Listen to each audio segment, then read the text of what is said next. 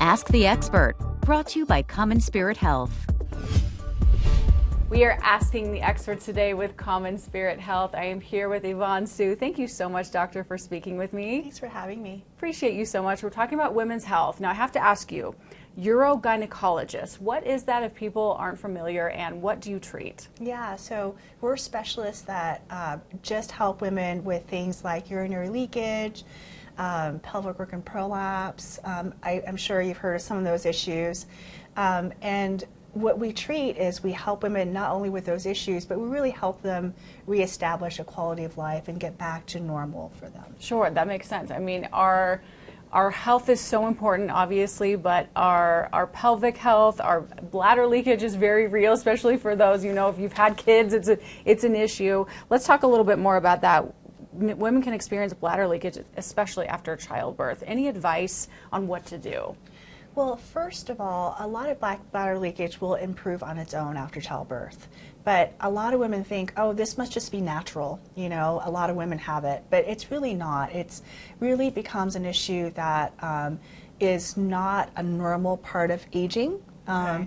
And so, but women, we're caregivers for others, right? As very mothers, we put our stuff on the back burner. And oftentimes, years later, people will say, well, I've lived with this for over 20, 30 years. Yes. And so there definitely are things that can be done. Sometimes they're surgical, other times they're non-surgical. Okay, that's good to know. Yeah. Plenty of options. Okay, let's talk about pelvic organ prolapse, and what are the signs if someone is experiencing this? Yeah, so what that describes is where the women are starting to lose support, and so it kind of acts like a hernia, very similar to when people get hernias from the belly wall. Sure. But they can get herniations of the uterus, the rectum, the bladder. And that's our pelvic floor, correct? Which I feel like we don't talk about enough. Correct, yeah, I agree with you. And so some women will feel as a bulge or heaviness or pressure. There can be definitely other symptoms that go along with it. And again, another thing is that's not a normal part of aging. Okay, good to know. It is fixable. It is fixable. Surgery, non-surgery. Okay, Correct. Okay, good to know. What disorders, with pelvic floor can affect a woman's life?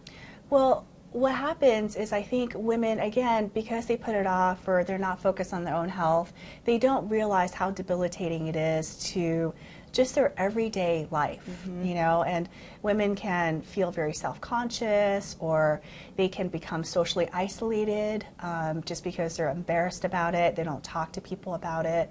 And so, again, I love what I do because I really feel like it's about reestablishing their quality of life so that they can go out and do the stuff that they actually want to do. Sure, and not worry to just have to leave the house and wonder about that. Do you have any advice, doctor, for women who are listening thinking, you know what, this might be me, and I'm glad that we're addressing it and there is something that can be done? Yeah, I think that there are good resources online.